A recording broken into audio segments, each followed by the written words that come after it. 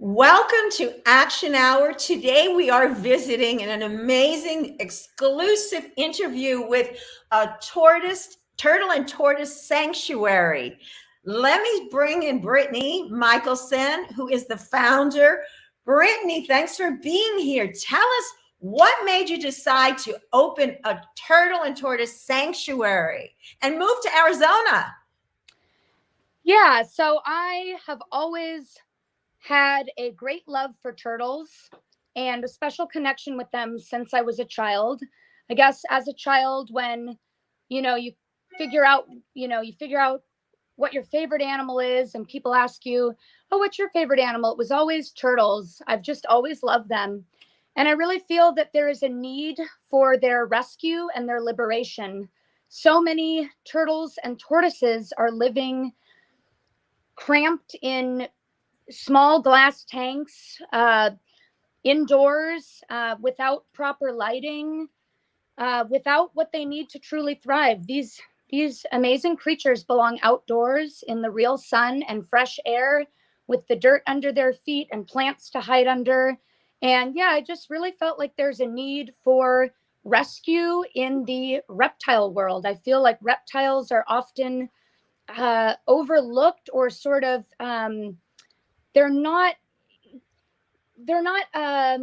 really advocated for as much as I think they should be in our movement. And of course, we have so many issues to tackle in the animal rights movement. All types of species are being exploited all over the world, but I do feel that reptiles, deserve consideration. They deserve rescue, and they deserve to live their best lives. And I've just always loved turtles.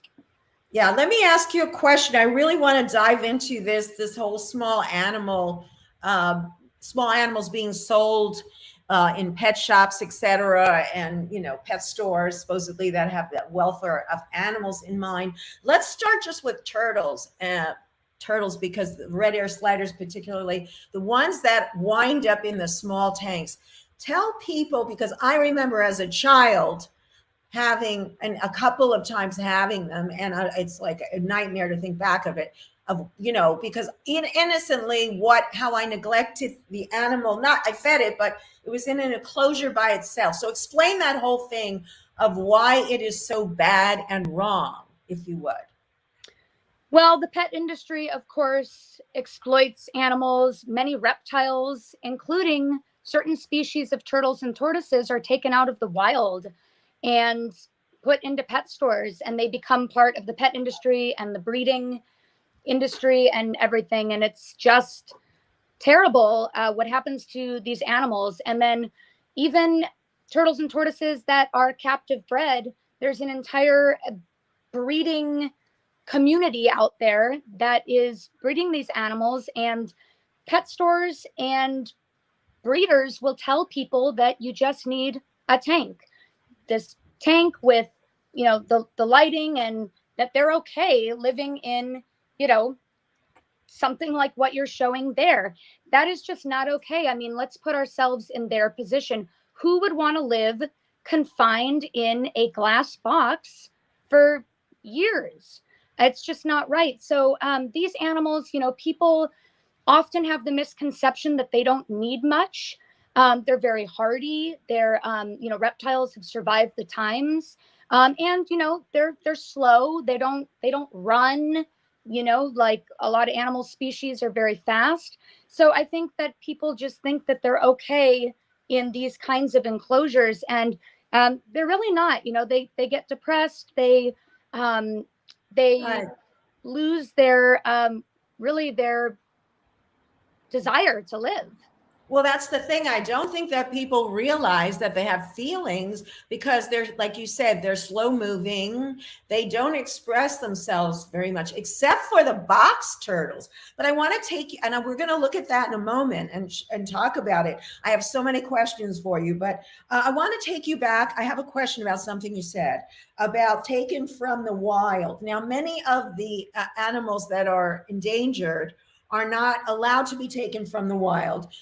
I don't know if you know or can give me this information, but is it legal to take just turtles turtles, tortoises, snakes, and all other reptiles, small reptiles, out of the wild today? So There's no law. It's a whole complicated situation, but there are certain species where people have permits to collect them. It's like reptile collection, as if they're objects. And so there are certain permits and licenses where people can take them from the wild, like breeders that have certain licenses or whatever. However, it is also illegal in many cases. So it depends on the state. It gets into state laws, and it also depends on the species. So there are protected species. There are threatened species that are where it is illegal to take them out of the wild. For example, here in southern Arizona, it is illegal for people to take desert tortoises out of the wild. However, we know that humans don't always do the right thing. There's lots of awful folks out there who just break the laws and do it anyways. And there's also a black market for reptile sales where animals are illegally collected from the wild and then put into the pet trade. It's a whole complicated situation, but the answer is that yes and no. It depends on numerous factors. Well, that brings up one other question and we'll move on. What about these big reptilian shows they have? I've seen them in California and stuff at the Forum. And what is that? Well, how is that allowed? Is that breaking the law, or is that bending the law, or are you not really? Well, those reptile shows are legal. They're terrible. They just encourage people to go and take their kids and just buy all these reptiles and, put them in tanks with the lights, and, they sell the lighting, they sell the supplies and all that. And they will sell them, they have big tubs full of tons of them. I know they're awful. They're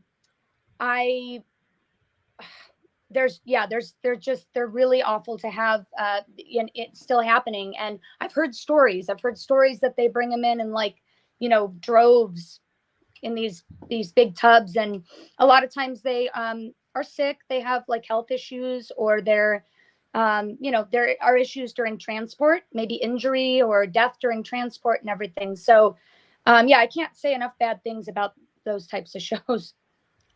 Yeah, and I just want to say one more thing to people that buy snakes and say, they feed small rodents to them, and they think it's okay. What would you say to those people?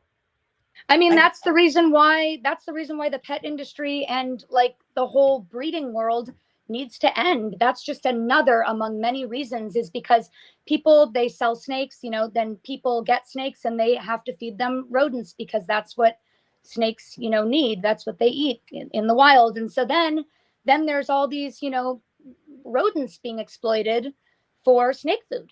And then, the cycle just perpetuates. So yeah, it's just, people need to stop buying those animals and stop supporting the industry, and then they will be, be a ripple effect where then it'll just create change. All of it's got to stop. Right. I want to put up, if people want to make a donation, because we're already 20 minutes in. Please, this is the PayPal, and this is also Venmo. And let's give people a little background of your sanctuary now. And I'll show some of the pictures. You can talk about maybe, and we'll get into your background later, also mention your book. So we got a lot to cover, but let's talk a little bit of how you got the whole thing going and all that. Okay. Sure. So I had started doing some tortoise rescues in California when I lived in Southern California. And I decided, that I wanted to start a sanctuary.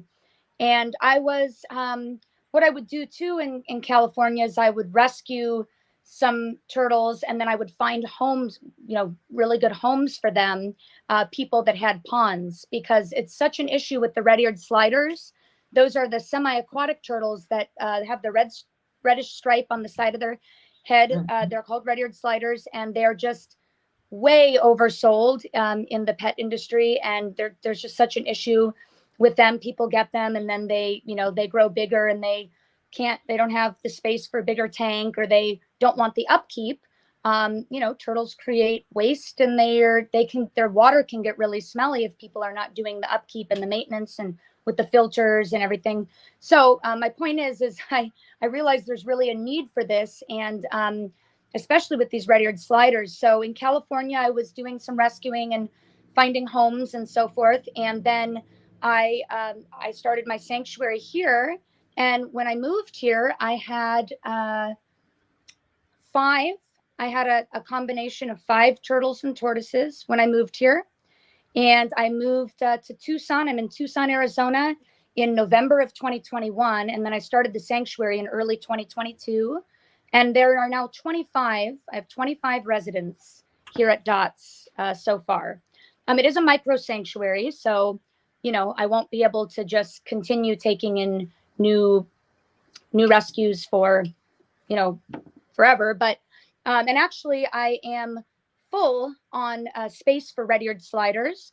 So what I do is people still contact me about them. They contact the sanctuary, and I'll take them in temporarily. I'll set them up in kiddie pools with a basking rock, and then I network and I find homes for them that with people who have ponds. And this is for the red-eared sliders, because I can't tell you how often I get contacted about that species of turtle. So I'll take them in temporarily, and then I'll find them homes with ponds.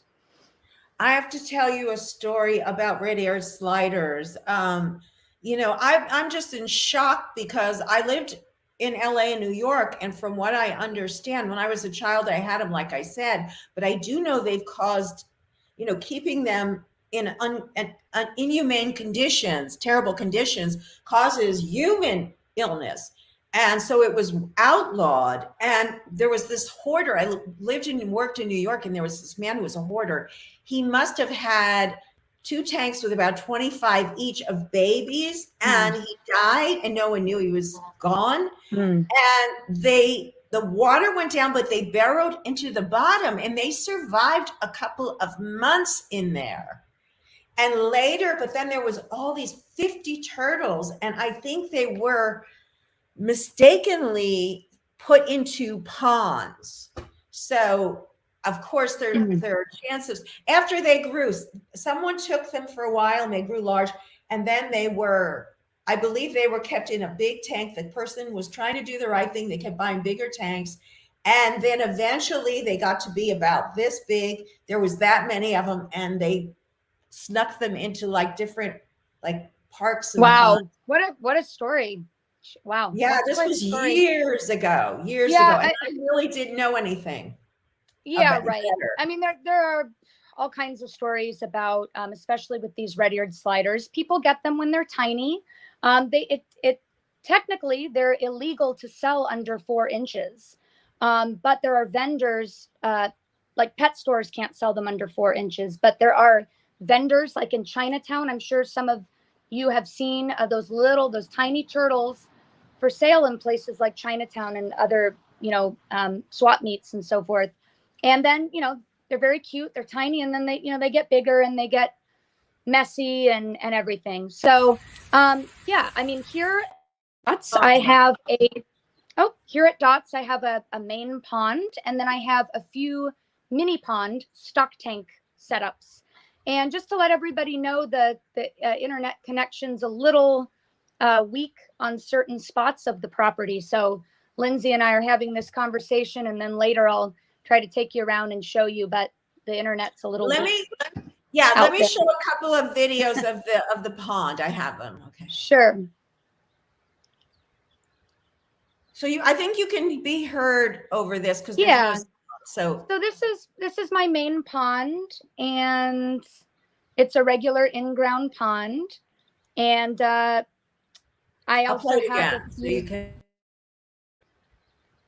go ahead. I mean, it's just a lovely habitat for the sliders, red-eared sliders, and there are all kinds of plants, and they can come up on the rocks and bask in the natural sun. Good morning. Hi. Hi. Morning.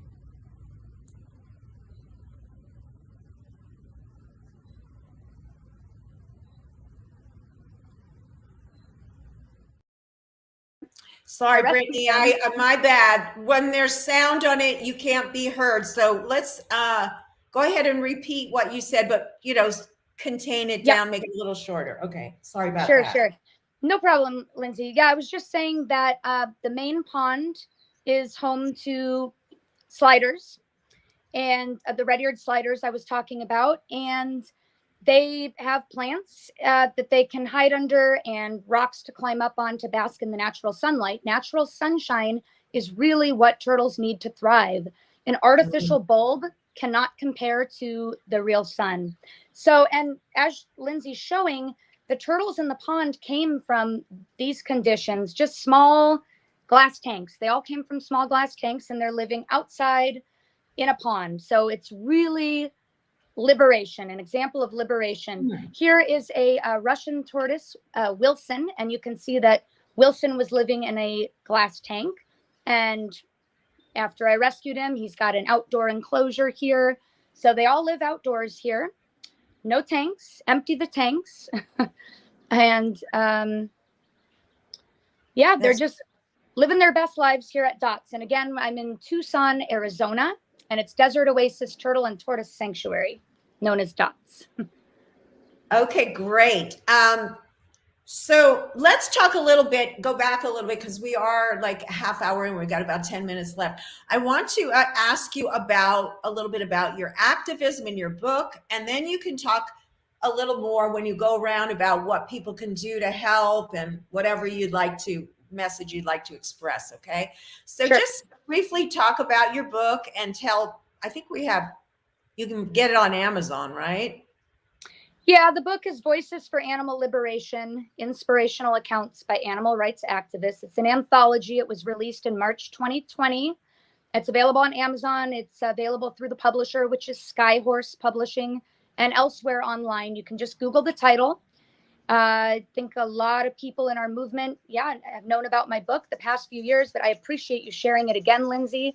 I thank you for all your support with it. And there it is. We want people, sorry for cutting in. We want people to know it is an anthology. So it's about, let's just tell people that it's about stories about activism, people that their experiences and how it transformed them being activists. So I think it's important to people to know that if you want to get started and learn about activism, Brittany is an amazing activist. She's been at it for years and years. She's gotten arrested. She's put herself on the line for animals, and she continues to do so. And this book is about her and her compatriots, myself, I hope included. Well, I'm not in the book, but I mean, I hope I'm one of her compatriots. And it's an amazing book, and you do have to buy it. You must get it and support her. She's doing amazing work here. If you want to donate, let's bring that up also, and I'll take the book down. And the organization is DOTS, Desert Oasis Turtle and Tortoise Sanctuary, and you can donate through PayPal or Venmo. So thank you. What do you think? You think we should try to go outside? Were there any more photos or video clips you wanted to show first, or? I think I showed them all, or did I not? Let's see. Maybe I didn't. So while Lindsay's looking, I just want to point out again that I will walk around a little bit, but there is Odin. That is a Russian tortoise named Odin, who's munching away there in the video, and also came from living in a glass tank before. But I was going to say, on my property. Oh yeah, actually, let's see that clip of that stock tank. Okay, but we won't hear you though because it's got sound.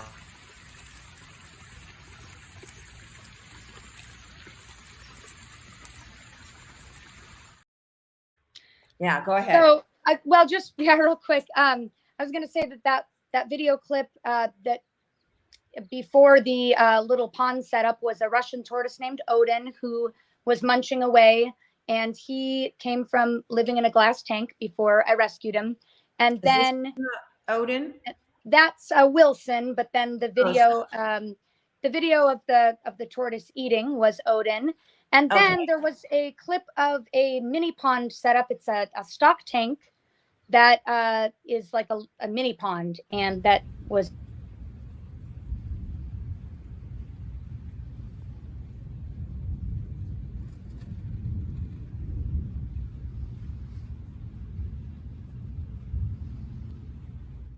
years. If you can Was imagine that the one? Yeah, I'm still No, the one that you were just showing, Maisie, who was soaking in the little fountain. She, before I rescued her, she was in a tiny glass tank for over 20 years. So, oh my gosh. Well, we can roll through the pictures one more time here. Here's the tank. If you want to mention anything on looking at that, if there's any other. Yeah, I mean, it's just, it's tiny. I mean, there's a couple feet of space or whatever, a few feet of space, and they're just bored, and they want out. And that this is these turtles, this is the way they were living before I rescued them. So, like I said, they all came to dots from having been, different situations, all different stories, but they were living in tanks, and then here they're outdoors in the sun, and these are, living in the pond. So. Right. I was just reading a couple of comments here. Can you see those? Yeah, I can see one from Tom. Sulcata tortoises are often put up for adoption. People realize they don't make good pets. So sulcatas, like red-eared sliders, glad you mentioned that, Tom. Sulcatas are another species that are very overbred and oversold. And so sulcatas start out tiny like this. They're adorable. And they are the third largest tortoise species. They're from Africa. They're native to Africa. And they've just become such an issue in the pet trade. People get them when they're tiny. They grow big. They grow really big. And then people don't have the space for them. They can also be destructive. They'll just kind of tear plants out or, trample over things. And then people don't want to keep them. They become too big. So then they have to rehome them. Now, I don't have any sulcatas here because I am a micro sanctuary and I don't have the space. So I take in smaller tortoise species, box turtles, and pond turtles, the sliders. But as I said, I'm full for red-eared sliders, but I'm still taking them in temporarily, and then I network and find homes with ponds for them. Because, right. I don't want my pond setups to be crowded either. I don't want them to become too crowded. So I'm at capacity for these sliders. Right. So what would you recommend that what's the steps they should take if they find them? Now that's a tough question. I mean, what do you mean? If they find them, like? So let's say good intended people, someone moves out of an apartment they're renting from you and you get stuck. That's not a nice way to say it, but they're left behind.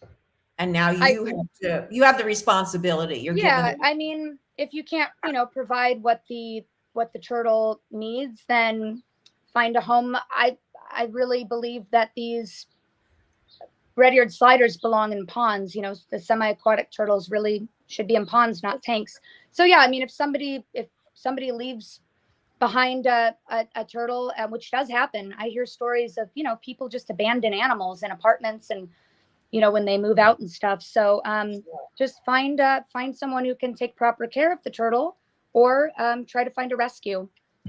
So yeah, go online and search for a rescue, probably, right? Yeah. I mean, for someone that's not in the loop. Yeah. I don't know if you want me to try to walk around a little bit now. Yeah, while you do that, I'm gonna just bring up real quick to remind everyone that you are watching Unchained TV, the free streaming network. You can download, and there is tons of programming, interviews like this, but there's also documentaries, there's talk shows, there's series, there's full-length films, and there's music and cooking shows. So please download the app. Go to watch.unchainedtv.com. So let's go back to Brittany. I think she went off for a moment. She is going to be showing up outside. And if you just tuned in, you're watching Action Hour with Lindsey Baker. Hi, Brittany. Let's bring you back in here. So you're outside now? Yeah, I was going to go ahead and flip my camera around so you can see me still, right? Yes, I can still see you. All right, I'm going to go ahead and flip it around and we'll Okay. In the see. meantime, I'll just keep Here we showing go. photos. You got So it? this is the sign, if you can see Nice. that. And I think I have a large version of that too for people so they can really see it. And then I'm going to go over here. We'll see how the connection does because it is weak on certain spots of the property. Yeah, it's very choppy here. So you can go ahead and show it. But yeah, let's see what happens. What is that? Stop there for a minute. I see water going. It's hard to, tell us what that is right there. This is a stock tank setup. It's a mini pond. And here's another one. These are mini ponds. Can you go back to the other one for a moment? Sure. Just stay on that for a moment because moving, you're choppy, and we can just talk about this. So this is for like what sort of turtles would go in here? Red-eared sliders. There are two small red-eared sliders in here, Wallace and Stewart. And you can't see them. You can't see them right now because they're hiding under all the plants. But a lot of times they'll be up basking on the rock here in the sunlight. So, but they're not making an appearance right now. Okay, great, great. And that's beautiful, the way it's like a paradise for them. Yeah, and I don't know if this one you have a shade over it. So tell us about this one. This is a stock tank that has two female red-eared sliders, Stella and Maud. And can you see it okay? It's just got I've got you on large screen right now, so I can see it better than others because I'm on a computer. But okay. Go ahead. So this is just another mini pond. And again, they're hiding right now. They're underneath down in the water. But I'm going to go over here. Tell me if you can see my main pond. Yeah, we can see it. It's beautiful. Thank you. Let me walk over here. And here's a waterfall feature right here. Can you see it? And this is the main pond. It's frozen. Unfortunately, it's frozen. How about this now? No, it's still frozen. Okay, let me go back. Go back. So folks, we're just trying to get a little more of the bird's eye view for you here. The internet, unfortunately, like most sanctuaries, are a bit spotty because they're out more remotely. So please hang in there with us. It's still just very choppy. Oh, really? Because these are a couple of box turtle habitats. Okay. I don't know if you can see these, but yeah, what are some of those little? I see little boxes. Is that where they go to sleep at night? This is water. This is a soaking tray, and these are hides. Yeah, these are hides for them to go in and sleep or just hide when they want to hide in those. And let's see here. Do turtles go in there at night, or do they? They would probably go in undercover when they sleep, right? For predators. They like to bury themselves kind of down in the dirt and underneath plants. So I don't know if can you see this habitat here? Yes, is the habitat the two boxes and the? Oh yeah, I see it now. Yeah. No, it's a whole big thing here. And I see the whole big thing now. Yeah. There are spots for them to hide within the enclosures. There are spots for them to hide. So I'm going to go over here, and can you see these enclosures here? Yes. How many enclosures are there? So, just real quick, I just wanted to tell you about this. This is a sponsorship. I've started a little sponsorship program here. And so this is a Russian tortoise named Jolene. I'm not sure if you can see her. She's hiding in her burrow. No, we can't see her. No. Okay, you can see a tortoise butt right here. But I guess you can't see her. But we really cannot. That's all right. It's blending in. No problem. It's very bright out here too. It's very sunny. Yeah, I think that's part of it. How many enclosures do you have, Brittany? Hello? I can't hear you now. You're cutting out and it's frozen. So maybe you can go back to a spot where we can talk. How about here? Can you hear me now? Yep. Can I you hear can me hear now, you Lindsay? now. Yeah, but Hear you. it's still frozen. Now I can't hear you. Let's see. I have a comment here. Thanks for coming on, you guys. And Tom Bissell, as usual, thanks for your support. I'm waiting for Brittany to come back on. This, see? Okay, Brittany, we can't hear you and it's frozen. So, and actually, we're already to the end of the show. Maybe you can go back to where we can wrap up. Unfortunately, yeah, I think it's a little tough. It's a beautiful How's this, place. Lindsay? How is this now, Lindsay? It's not moving. It's, yeah, I don't think you can hear me. Yeah, I can hear you. I can hear you. Lindsay? Brittany, it's still frozen. Hello? Yes. Lindsay? Yes, yes. Can you see me now? Yes, I can, but your eyes are cut off. Your top of your head's cut off. Oh, how's this now? Let me put you on another version. We're going to have to wrap up now anyway. Yep. Well, can you see me now, though? Are you there? I can see you now. So just, right. I'll let you have the last words here. Go ahead and whatever you want to add in, and I will bring up the donation screen. Oops, sorry, I meant to bring you up. So I will bring up the donation screen here too. So people that may have just come on and may want to donate. So go ahead. Yeah, sorry about that, everybody. Yeah, so the Wi-Fi is weak in certain Right. Just go ahead and finish up what you want to. So sorry about that. Yeah. But anyways, yeah, I just wanted to say that, you know, if you know of any turtles or tortoises or any reptiles that are living in inappropriate conditions, that are just confined and trapped in small tanks, try to advocate for them, try to speak up, because a lot of times people don't really think of what they truly need in just like the general public, and people are told, you know, that that's all they need for them, and it's really not. So just let's try to increase our awareness and advocacy for reptiles in the animal rights movement, and know that all animals, regardless of species, deserve to have what they need to truly thrive. And part of what they need to truly thrive is space. Space is really important.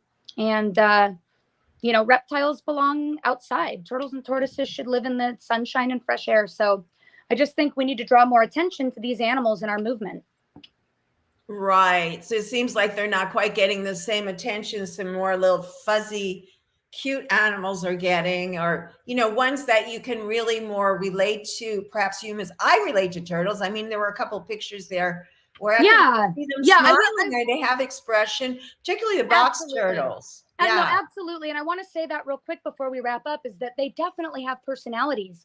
It's just that people don't always realize that, you know, their personalities are unique. They're their own. And just because they're not, they don't, you know, run up to you like the way a dog, you know, they're not on the same level of engagement as a dog, for example.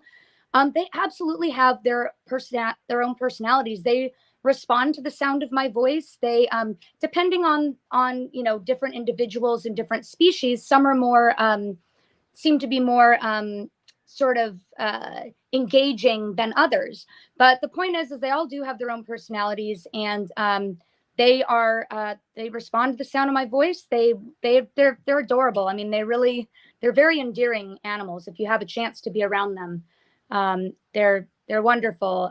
And so I just encourage people to speak up for them, and just to also try to advocate for them as being, you know, individuals, and everybody deserves what they need to be happy. So that's right. Everybody has the right to be happy. Yep. And again, I'm in Tucson, Arizona, and started the sanctuary in early 2022. Micro sanctuary, 25 residents so far. All right, Brittany. Well, thanks for being on. I really appreciate you giving us the tour. We'll stop back and visit you another time, and I'm sure you're going to have more stories for us. I hope that people will realize that getting small animals for their children as gifts or teaching their children to keep animals as objects or toys is wrong. And we hope that we can help raise awareness through this show. So thanks for being on. Thanks for watching, everyone. And we'll catch you next week. Bye-bye. Thank you. Thanks Stay so on much. for a second once we go off. Okay.